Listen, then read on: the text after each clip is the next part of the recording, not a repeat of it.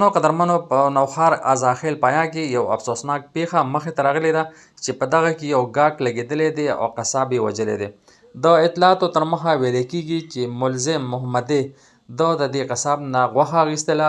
ده ته یې ویلي دي چې ماله دا غوښه راکړه دا غوښه راکړه، د خپلې طبع غوښه یې غوښتله. دې قصاب ورسره تکرار شوی دی او دغه ملزم محمدی د تمانچه را ایستلې ده او په دې ځوان قصاب چې نوم یې دی ثاقب په ده باندې ډزې کړي دي او د دغه ډزو په نتیجه کې د ثاقب قصاب په موقع باندې مړ شوی دی. د واقعې نه پس پولیس هم راورسېدل او د دغه ځای دوکاندارانو بیا احتجاج شروع کړو، د تاڼۍ ګیراوې وکړو، خو د پولیسو د طرف نه یقینداني وشوله چې ملزم به موږ زر تر زر ګرفتارو. په دغه باندې بیا چې کوم دی مظاهرینو احتجاج ختم کړی دی. د دې ویل کېږي چې دا کوم قصاب مړ دی دا تقریبا د ده عمر 22 کاله دی.